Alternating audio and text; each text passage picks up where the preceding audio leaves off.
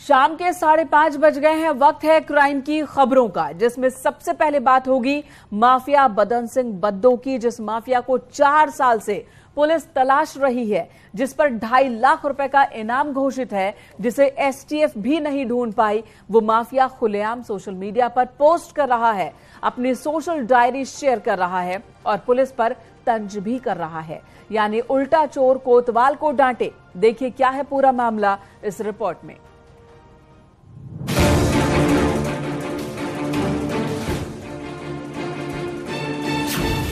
हाथों में लाखों की घड़ी,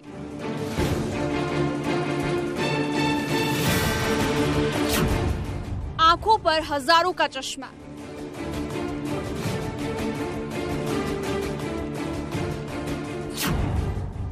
बदन पर लाखों का सूट, पैरों में महंगे महंगे जूते, ठाठ बाट और अपने स्वैग के लिए मशहूर माफिया बदन सिंह बद्दो एक बार फिर पुलिस के लिए चुनौती पैदा कर रहा है। वो माफिया जिसका सुराग यूपी पुलिस नहीं तलाश पाई, जिसे तमाम एजेंसियां तक ट्रेस नहीं कर पाई, वो माफिया अब इंस्टाग्राम पर पोस्ट कर पुलिस की नींद उड़ा रहा है। बदन सिंह बद्दो पुत्र श्री चरण सिंह के घर की संपत्ति कुर्क की जा रही है। 2.5 लाख का इनाम, इंस्टा पर पोस्ट की सुनामी।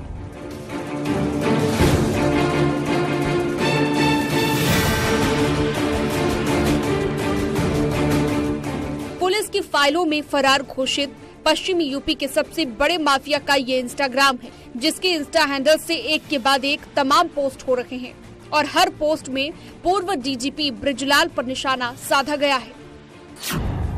बदन सिंह बद्दो के इंस्टाग्राम हैंडल से कुछ घंटे पहले 3 पोस्ट डाले गए।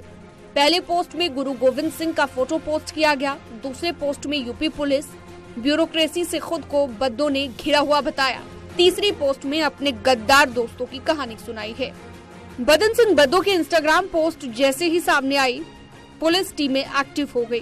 पुलिस को लगा शायद ये सही मौका होगा माफिया को दबोचने का, लेकिन जब उसके इंस्टाग्राम पोस्ट की लोकेशन निकाली गई तो पता चला कि लोकेशन लंदन में है, जिसके बाद पुलिस ने फिर चुप्पी साध ली। उत्तर प्रदेश के टॉप मोस्ट माफिया और 2.5 लाख के इनामी बदन सिंह बद्दो की इंस्टाग्राम पोस्ट से हड़कंप मच गया है। मेरठ पुलिस इंस्टाग्राम का आईपी एड्रेस खंगालने में लगी है, जिसमें बदन सिंह बद्दो ने इंस्टाग्राम पर आज 3 पोस्ट डाले हैं। इसमें डीजीपी ब्रजलाल पर भी उसने कई निशाने साधे हैं, लेकिन बद्दो की लगातार पोस्ट मेरठ पुलिस के लिए सिरदर्द बन चुकी है। करीब 10 से 11 पोस्ट अब तक बदन सिंह बद्दो कर चुका है अपने फरारी के बाद से।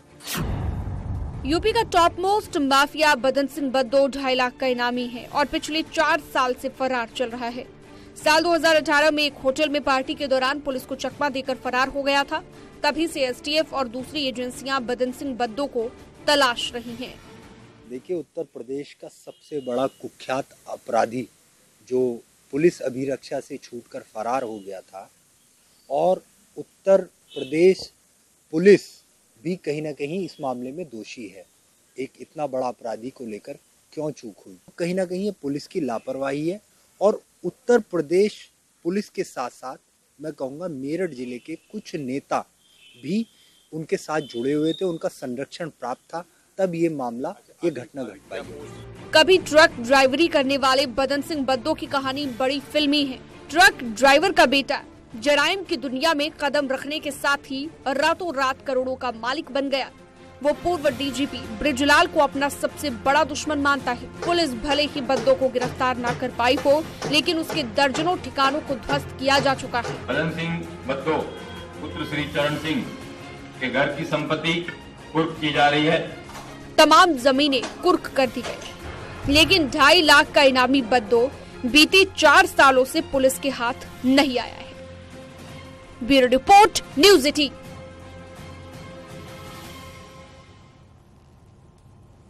बदन सिंह बद्दो के पिता कभी ट्रक ड्राइवर हुआ करते थे, लेकिन बेटा बड़ा हुआ तो जरायम की दुनिया में एंट्री ले ली।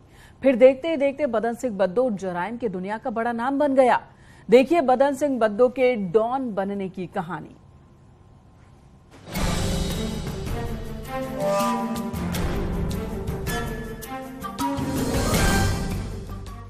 1970 का दशक, बद्दो अपने पिता चरण सिंह के साथ पंजाब के जलंधर से मेरठ के बेरीपुर में रहने आया। परिवार गरीब था, जिंदगी जीने के लिए रोजगार की जरूरत थी।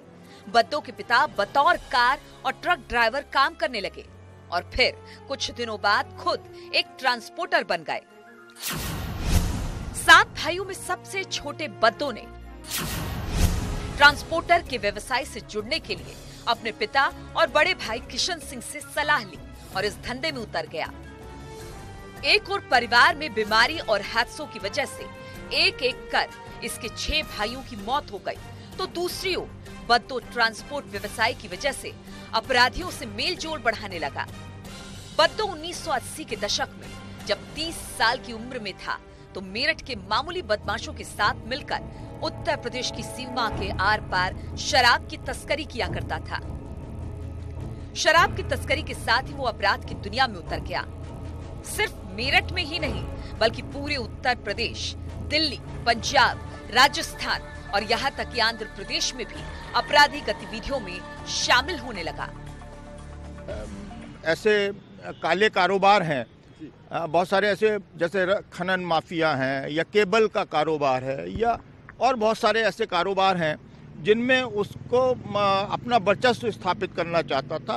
कुल मिलाकर वो काले पैसे को हथियाने के लिए, पैसा इकट्ठा करने के लिए, धनवान बनने के लिए वो एक हार्डकोर क्रिमिनल।